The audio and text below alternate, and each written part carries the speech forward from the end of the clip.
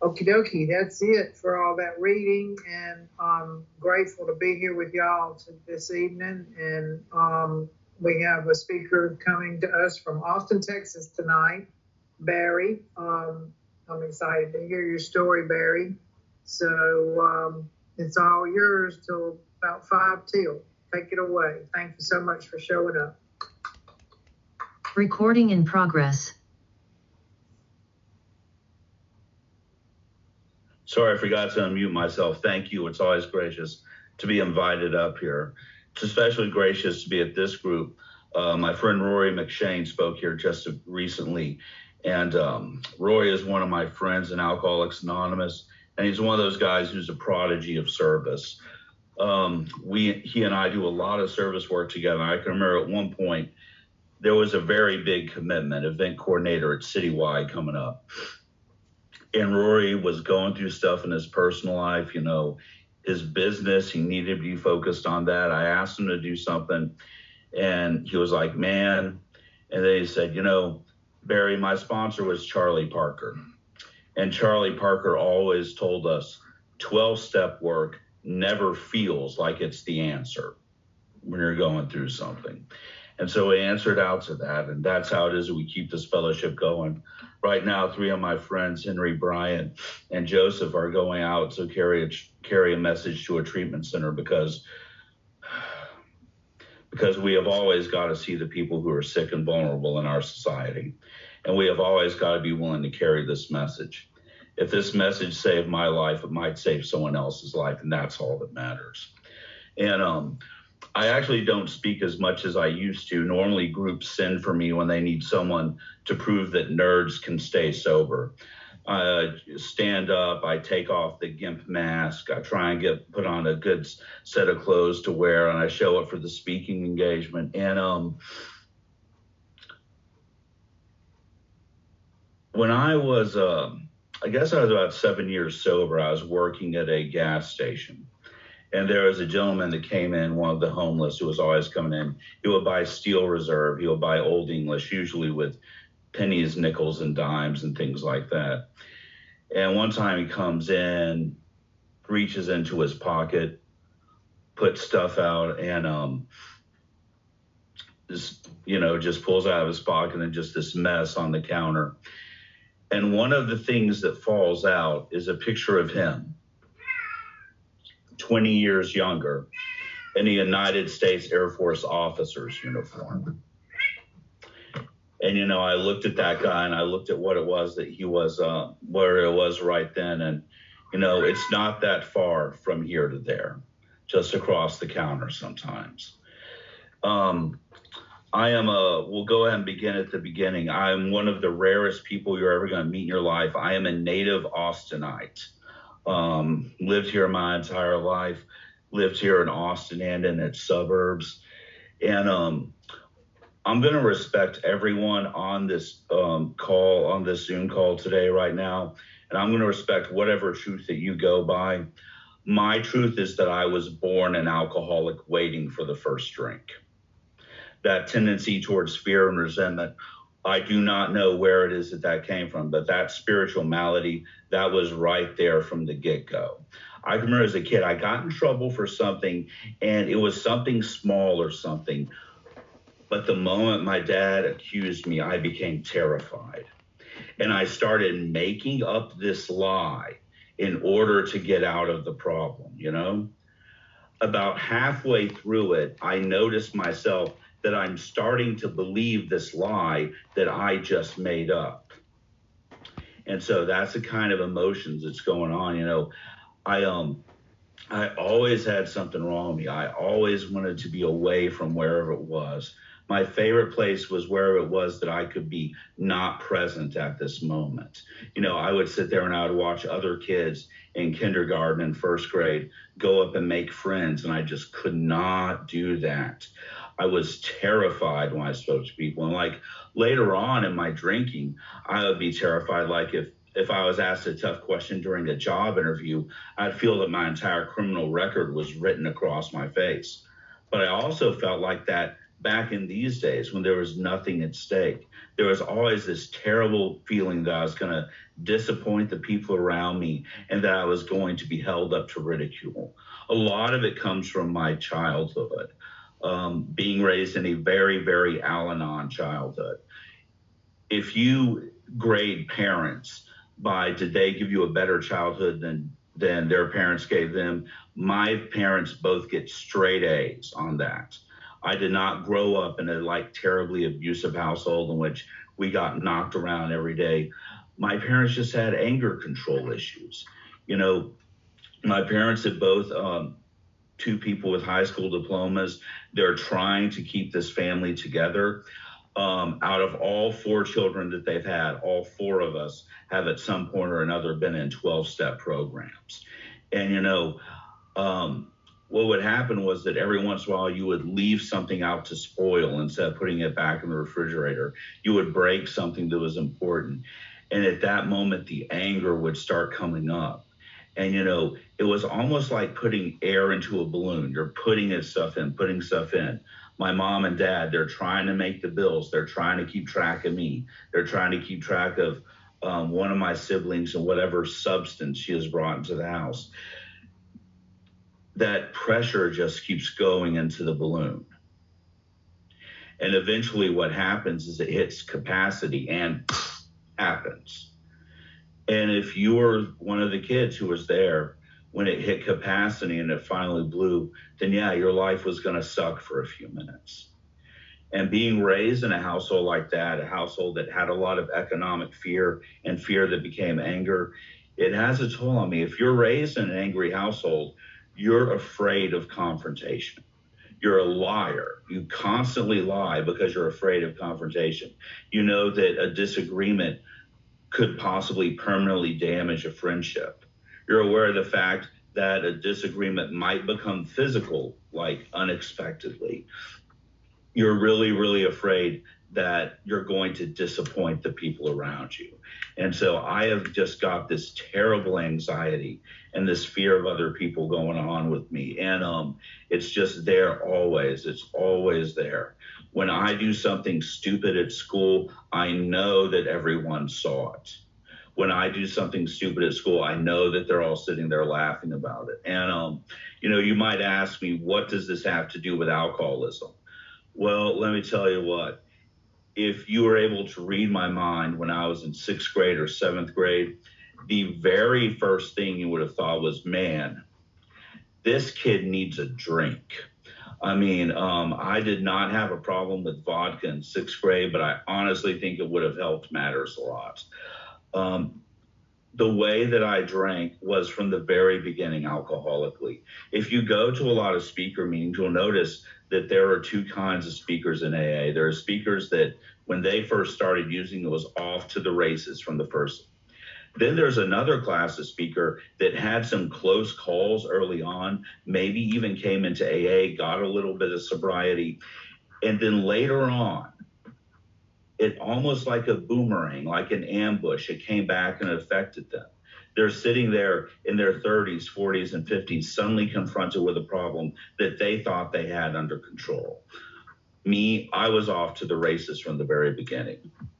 I was with some guys, I was hanging out with them, and I've got that fear. I've had these glasses since I was about 2nd grade. I had this pizza zit face complexion. I had the social skills of a cabbage. And, the guys I was hanging out with, we got to where we were going, and one of their older brothers showed up with a couple of cases of Old English 800. And I'll tell you, I did not know how to talk to people. I did not know how to talk to girls. I did not know how to make a joke to people. But I'll tell you what, after I started sucking some of those down, 30 minutes later, I was doing naked wind sprints in the lobby of the Holiday Inn. I always tell people, I am not, well, first thing I tell is when I say that story, I say fight the visual. That's not a very pleasant thing. I'm 51 years old now. It's probably pretty bad. But what I always tell them about drinking is this. I am not an Alcoholics Anonymous because the last drunk was so bad. I'm in Alcoholics Anonymous because the first drunk was so good. When I took that alcohol into my life, I gained an ability to relax that I did not naturally possess. I have always told people that I owe a great debt to alcohol because with how my mind was, with how obsessional my thinking was, if I had never found alcohol, I probably would have tied a noose up in the garage. Alcohol did treat that anxiety, that self obsession, that mind that just will not shut up.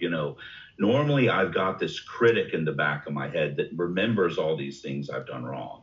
This guy that remembers every time I've ever embarrassed or let my mom down, and it brings up this highlight reel every time something fearful happens to trigger that.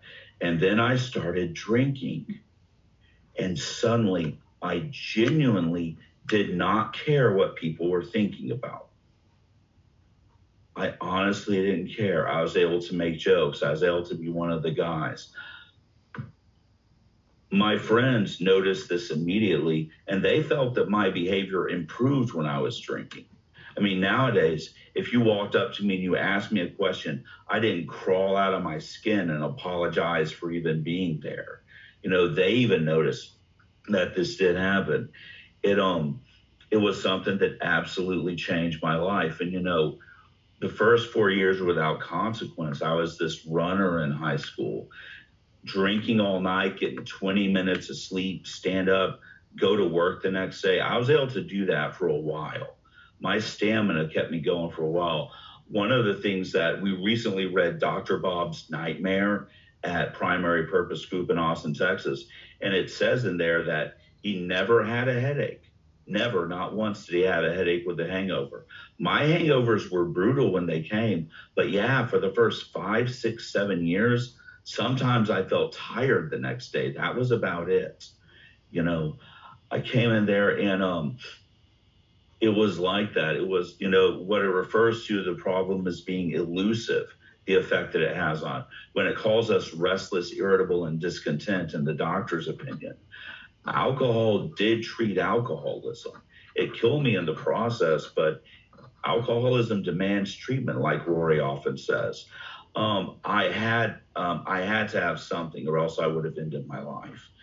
And anyway, as time went on, there got to be a moment in which my tolerance was not there anymore. It comes out in little ways. A lot of us, we think that we're hiding it. We think that we're still in control. And I started losing those ways to be in control. My ability to stay up a few days in a row, working on school projects, getting everything done, that started to fade away. I tended to not have blackouts a lot of times, or rather, I didn't have blackouts early enough that I was spared the memory of how I had acted the night before. The horrible jokes I told, the vicious things I said that I thought were going to be funny or clever. Those things, they were just, I would often wake up with a full, absolute, and perfect memory about how messed up my behavior had been the night before. But I could not stop drinking. Page 24 in the big book says, we cannot recall with sufficient force the pain, suffering, and humiliation of a month, a week, or even a day ago. We were without defense against the first drink. And that was me. I would wake up in the mornings, and if y'all could see me right now, I'm not a big guy. I don't have a strong constitution. I would wake up in the mornings, my ribs are sore, because when I wake up, I've usually been vomiting and dry heaving for quite a while now. I'm pressing my face into the cool tile on the bathroom floor, trying to get some kind of relief. My head is just pounding, boom, boom, boom, those terrible migraine headaches. It is just destroying me. And at that moment, I would yell out the alcoholic national anthem. I'm never going to do it again. And at that moment, I was absolutely honest. If you had me hooked up to a lie detector, if you had me hooked up with sodium pentothal true serum, I would have passed any test you wanted me to pass at that moment. When I woke up and the damage was right there, dude, I was never going to do it again. But there's a problem. As I start to recover and get away from the physical pain, I have this strange condition, and that strange condition is this. When I'm out there in my workplace, when I'm talking to friends, no one knows how freaking important I am. And because of that, when I'm out there going through life, stuff is happening. A memory is triggered. Something that I was angry about months, years ago happens, and I spend the rest of the day, I can't get it out of my head. I do something nice for someone and they forget to thank me properly. I am going about my job and I'm doing a good job in my occupation, but I'm not surrounded by standing ovations everywhere that I go. And people that I think of as friends, they don't take my side in every small issue. And what happens is, once again, it's a balloon. There's air being pushed into it. All of the fear that I have is becoming anger. And that tension is just building up and it's building up. If you ever get a chance to listen to Clancy, I did have the rare honor of listening to him at one of the anniversaries of the birthday of AA in Austin several years ago. He described that at one point in Alcoholics Anonymous, some psychologists were asked, and one of the psychologists said that these people, their problem is that they find everyday life so taxing and so tiring that at some point they have to drink in order to preserve their sanity. And that was me to a T right there. I wanted more love than the world was able to give. And because of that, every day about 5 o'clock or so, it did not matter how strong my desire had been to drink or sometimes to control my drinking. Because I often told myself this lie of, oh, I'm just going to have enough to get lifted. You know, I'm just going to get a buzz on. I often told myself that. I would believe that lie. I would forget that earnest declaration of never drinking again. At some point, I had to live. I had to drink. There was, oh God, years ago, there was this newcomer that came in. I've never forgotten this guy. He stood up and he said, alcohol for me was like you're raised in a house with this really noisy, banging AC unit. No matter what you do, you got to listen to this static, this frenzy going on. And one day the AC unit turns off and you actually know peace. As bad as my drunks were, and as bad as the hangovers were, as bad as the consequences were, I could not shake the memory that at one point in my life, alcohol had done everything for me. I was tall, defiant, proud when I was under the influence of alcohol. And even at the end, that obsession of the mind about how well it worked would not go away. And, you know, it so happened to pass that I don't necessarily have the strongest drunkalog. There's not a lot of dark outlaw glory inside of my story. I was a hard drinking teenager who became a really, really hard drinking young man and then became a terminally alienated 20-something very shortly. When the end came, it came very, very quickly. And I had noticed it before. I had tried to quit drinking a number of times. Anyway, one night I was out there and Williamson County Sheriff's Department decided that I needed to make my amends spontaneously. They pulled me over. I used to play this game with my friends. We'd all get wasted at 6th Street in Austin. Then we'd drive back. The only thing that woke me up so that I didn't slam us into a lamppost or something was that my tires hit the reflectors on the road. Me and my friends used to call it driving in Braille. And one night it was so bad that an off-duty state policeman who was on the other side of the interstate driving the opposite way saw me swerving and went ahead and called and followed me home. And that was how it is I got arrested for DWI. And, you know, once again, I'll never do it again. Remorse, shame, and also just being arrested again. I'd already had a few run-ins with the police already, and you know, I'm sitting there and I'm telling myself I'm never going to do it again. And sometimes I could white knuckle it. I'm about to go in and get tested at the Williamson County Probation Office, and I sit there and I tell myself, no, I can't drink anymore. And I went an entire 6 weeks without drinking. I was not very pleasant to be around, but I wasn't drinking. And I was so proud of myself. I'd actually sometimes go to happy hour with the guys and break my arm patting myself on the back that I'm only having Diet Coke or Dr. Pepper or something. And then 6 weeks happens. I'm teaching at a middle school in Austin, Texas. At the end of the 6 weeks, we turn in our grades, and a lot of us go to the Dog and Duck pub in Central Austin. I go there, and I walk in there fully planning to, once again, I'm not going to drink. And then as I walk across the threshold, I give myself permission to have 3 beers. The next thing I know, it's 3 a.m. I'm on the floor of the science teacher's bathroom in her apartment.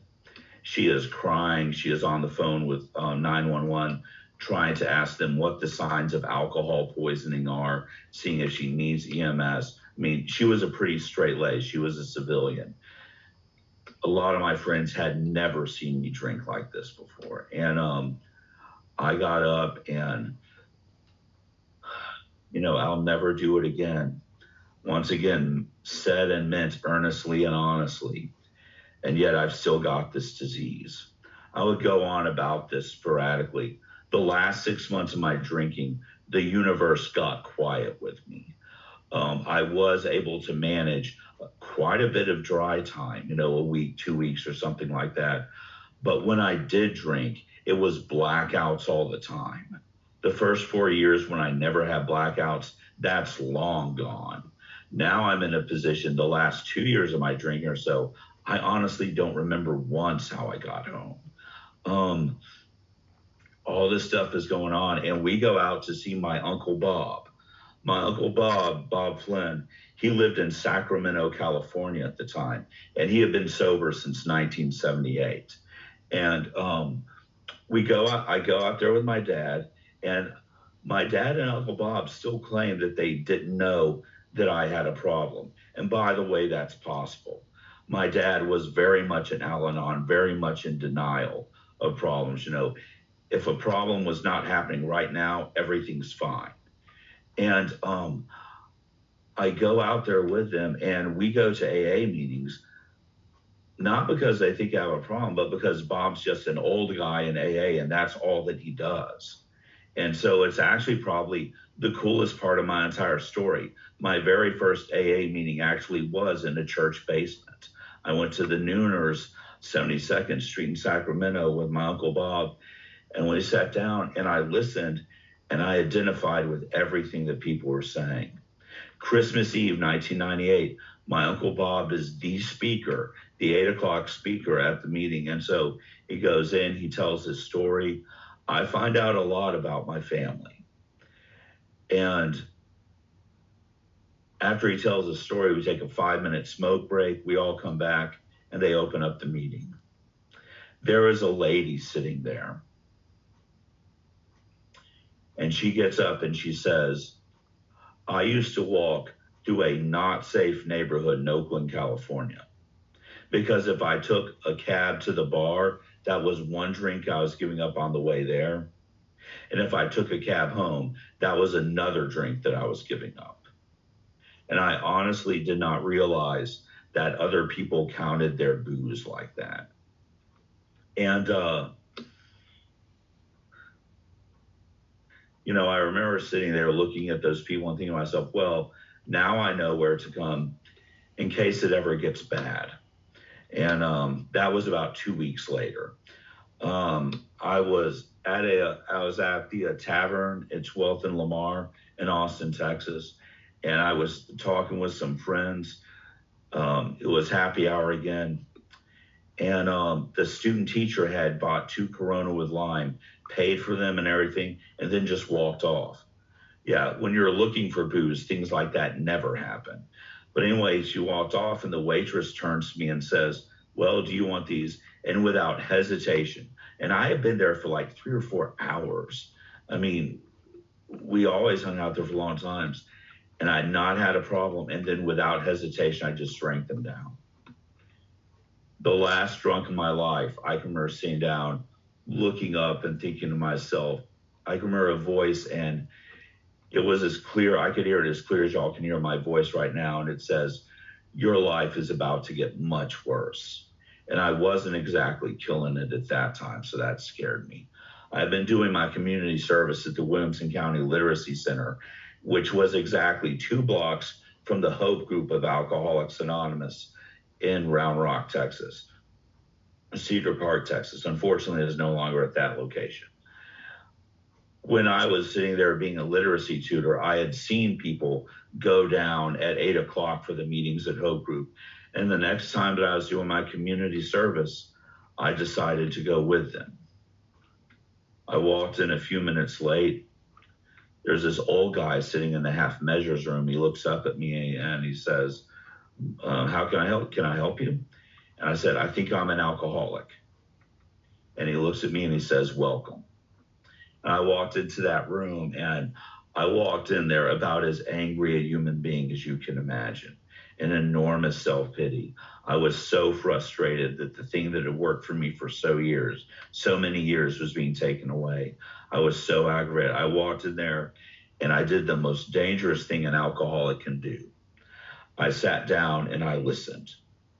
And these people, they weren't talking just about alcohol. They were talking about terminal uniqueness.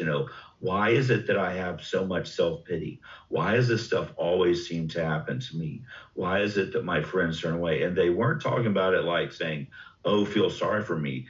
They were talking about in terms of, why is my thinking like this? And the people there, they were saying, "I don't understand. No one hates how I act when I drink more than me. Why is it that I can't stay away from the drink?" And I sat there and I listened to those people, and I am so lucky. There's a very real possibility that the most powerful spiritual experience I've ever had was in my very first meeting. I was listening to these people, and I knew that whatever happened, whatever was wrong with me was what was wrong with them. I was like them also. I would get resentful about things that happened years ago, and they would take over my thinking. Memories would take over my thinking. My entire day would be shot. I was also like them. I honestly had wanted to never drink again.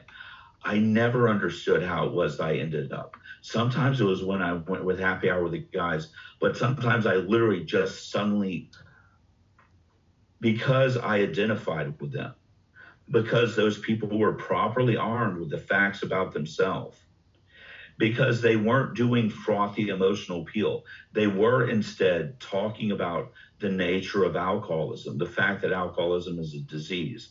I listened to them, and they were so brave and they were so vulnerable. And I realized something that I had never known before. My destructive drinking and my destructive thinking were both part of my alcoholism. The drinking was not the solution to my thinking.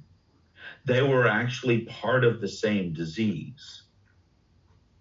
And at that moment, it was like a huge bolt of lightning going off at midnight. For a second, everything was clear. And, it warns us in the big book that self-knowledge will avail us nothing. But I did think that self-knowledge will. That was part of the problem that I drank after visiting Uncle Bob. My conviction that now that I knew this thing, now I didn't have anything to worry about. But these people, I was able to go and see them. This home group was less than 5 miles from my house, and I was able to be there every night. And sometimes I like to joke that my first year in sobriety was pretty much proof that half measures could avail you something. Because I came in, I had this huge elation. A lot of it justified. The desire to drink was strongly lifted first. But man, there are some people on this Zoom call today. Your disease is outside doing push-ups. My disease isn't. My disease is taking acting classes. Because soon I'm sitting in AA meetings, I'm looking around, and people aren't doing it right. That guy over there, Ray, he's really smart. He's really funny. I like when he shares, oh, but this guy, he talks all the time, and I don't get on with him. This guy tells the same story every time. This guy, oh, he's the worst. They laughed at him louder than they laughed at my joke. I will never forgive him. Never, never, never. I mean, my judgmentalism, it started coming back almost immediately. These expectations about other people and how they're supposed to act.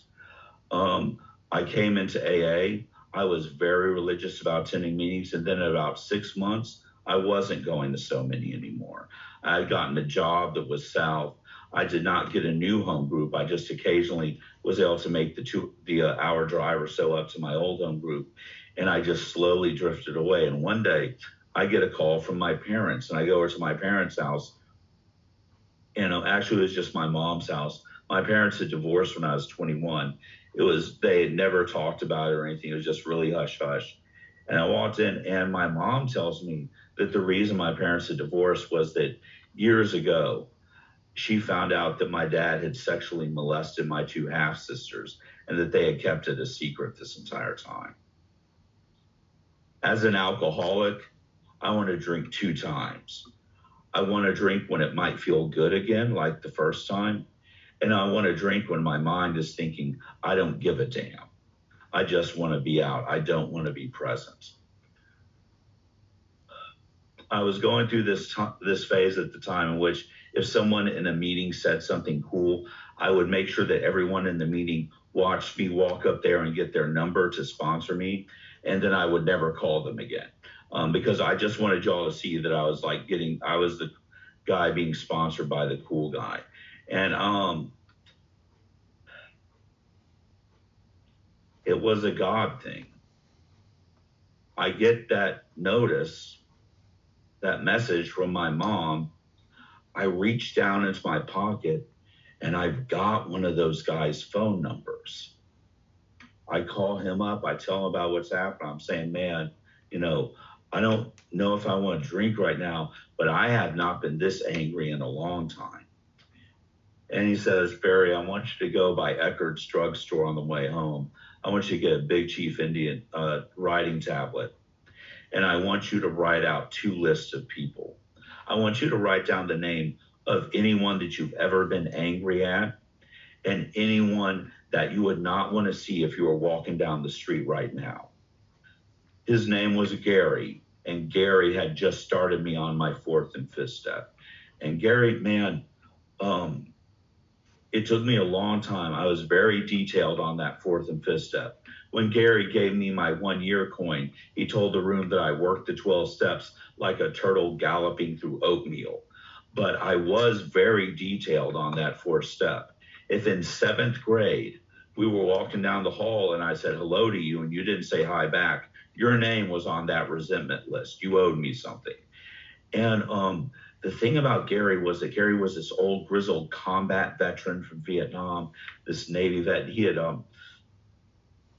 he'd had all these experiences. I was afraid that he was just going to look at me and think, man, this is just some white kid from the suburbs. Nothing's ever happened in his life. But that's not how it was. Gary would talk to me and he would tell me these things. And soon I realized he wasn't bragging about how bad he was. He wanted me to understand that I could tell him anything, that he was not going to be shocked by anything. And he was showing me that I had to have honesty with myself. I would get angry at people and say, Barry, are you actually angry at this person because of something he said? Or did he sound better at the meeting than you sounded? So you're resentful now. Barry, did you actually have a resentment against this girl, or did you ask her out and she turned you down? Years ago, there was this basketball coach. Well, actually, I think he still might be there, John Calipari at University of Kentucky. And one day I'm watching this coach talk to one of the guys on his team. He's sitting there and he's yelling at this kid and he's saying, "Kid, I love you, but if you cannot rebound, I have to pull you out of the game." And that was Gary. Gary's like, "Kid, I love you, but if you can't be honest with yourself, this program is not going to do anything for you at all." And I wrote those things out and I got together with Gary and I started listing all of these things off. I started talking about, I started going through all this stuff and I had written them out as it was saying, you know, the question in the big book, is it not possible that selfishness, self-centeredness, and decisions based upon self have caused me to put myself into a position to be hurt? I had gone through all of the examinations and the technology in the book, and I had looked at it through that lens. But instead of being ashamed and humiliated, as I talked to Gary about these things, I actually felt something physically lifting off of me. I felt freedom. I felt relief from something. And at the end of it, and I don't think this is a rare experience, there were 3 things on there that I was not going to tell anyone. There were 3 things at the end of my inventory. I was going to take them with me to the grave. No offense, but obviously this is something we don't need. Gary goes outside and takes his last smoke break, his last of his cool filter kings. He comes back in. He sits down, he looks at me and asks, "Is there anything else?" And the only thing that I could think of at that time was, this has worked so far. And I went ahead and I told him those 3 things. And Gary looked at me and Gary said, "Barry, I want you to know something. I want you to know that I love you, because for the first time, I feel that I really know you."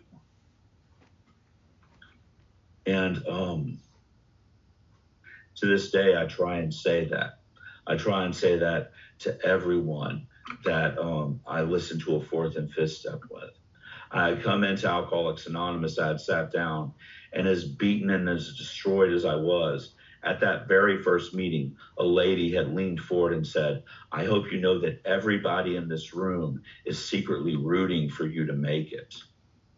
And in Alcoholics Anonymous, I would find an insanely powerful fellowship, a fellowship that was truly powerful. It tells us that in step 2 in the 12 and 12, it says, if you're having trouble with the idea of the higher power, consider the fellowship of Alcoholics Anonymous itself. This is a group of men and women seemingly relieved of the problem of drink. And I just felt such strength and such, not strength as in I'm powerful, but strength as in I'm safe.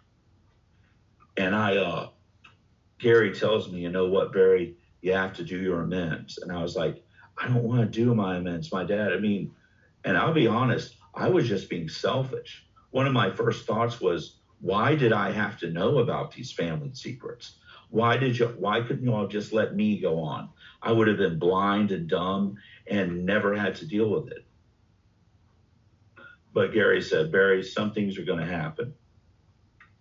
Your parents had you later in life. They're going to die. They're going to pass away. And at that moment, 2 things are going to come into your mind. The first thing is this: there were some good times, and there were a lot of good times in my family. My dad was always someone I could talk to. He had been sent to counseling for his problem and had actually accepted the treatment program they had given him. The events had happened years ago, and to the best of my family's knowledge, he had never gone back to that behavior. My family had always been a family that I could talk to. And the second thing that occurred to me was this. He said, "Barry, your family is going to die. Your mom and dad are going to die. Everyone say a quick prayer for Henry and everyone. They're taking a message to some guys who really need it in Austin." In Austin, we have a very large treatment community. We always welcome any prayers. Guys like Henry, Brian, and Joseph, they're carrying a good message tonight. And he said the other thing that's going to occur to you is that when your parents die, you're going to suddenly realize you don't have anyone to blame your life on. So you can either make your amends to your parents, Barry, or when they die, they can take you with them. And my understanding is that that is very much true. That is how resentment works. My home group is the primary purpose group of Austin, Texas. And the moment that I knew that PPG was the place that I needed to be was that Charlie Parker was chairing the meeting. God bless his soul. And he's reading in our basic text, the Big Book. Resentment is the number one offender for alcoholics. From it stem all form of spiritual illness. It kills more alcoholics than anything else. And Charlie stops and he looks up at the room and he says, if resentment is the number one offender, if resentment kills more alcoholics than anything else, does that mean that resentment kills more alcoholics than alcohol kills? And in the rooms of primary purpose group, y'all would take things that I thought that I knew, and you would force me to examine them and to find something different. There was new knowledge in Alcoholics Anonymous. The things that I thought I knew, I had to look at them and truly examine them.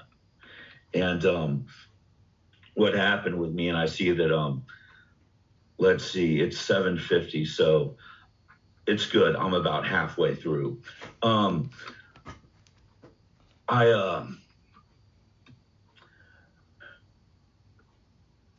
The way in which this program has worked for me has been amazing, but there's one of them that I specifically want to talk about. And if there's anything that I want anyone who's a newcomer on this call to know this, I know that we talk about the trials and tribulations ahead in Bill's story, but I want you to know this. No alcoholic has ever hit bottom until you have hit bottom in sobriety. I was several years sober. I was going through some things. I was about to lose a job. I was possibly going to lose my house for reasons that were completely my own doing.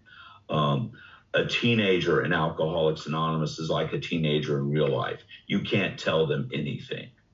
And so I'm walking around with all this self-will. And unfortunately, my niece is killed in a drunk driving accident. I go to the sentencing, and the guy that, the gentleman that had hit her, he's asked if he wants us to make a statement to the court. And he looks up, and I want to give this guy the benefit of the doubt. He was not a native English speaker. So this is actually what the translator said as much as what he said.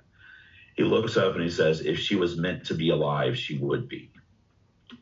And at that moment, the bottom fell out of my world. And I went home, and as I walked out of that courtroom, I knew something. I needed a sponsor. I had done a great fourth and fifth step with Gary, but I had fallen out of contact. I was going to meetings, but I had not listening to any true sponsors. And I went to a guy, an old timer, and he sits there and we sit down and start talking about these things. He says, man, dailies, nightlies, that means they're done every day. That means they're done every night. And he says, I'm going to help you as much as I can. I'm going to tell you this right now. You've been around these rooms for a while. If you and I meet, you have to have something written out. And I did. And, slowly things just started to happen in my world. And I started to realize that this accident had happened. It had happened not far from the house that I had grown up in, at an intersection that I had flown through blind drunk about 1 million times. He did not hit them on purpose. He said that he looked down to change the radio, something that I probably did about 20 times when I was running errands earlier today. When he when he said that she was meant to be alive, I realized something. If I had been in his position, if I had, God forbid, killed someone when I was out there drinking and driving, I realized that I wouldn't be able to handle it. And I would have to say something like that also. And as I walked out of that courthouse, I realized we were actually at the same courthouse that I had been for my DWI and for my aggravated assault charge. And I want to tell y'all something right now. when I was informed later on that this young man was still staying in prison, that he had had problems in there, problems with fights, problems with other things, and that he was going to end up having to stay longer, I want you to know this. I was genuinely sad. I really did feel genuinely sad that this young man who could have served a sentence and then when he got out would have been more than young enough to still have a life ahead of him. I was genuinely sad that that story was not turning around and that he was not able to find or reach for help for himself. And in Alcoholics Anonymous, I've learned that I can stand on both sides of a lot of issues.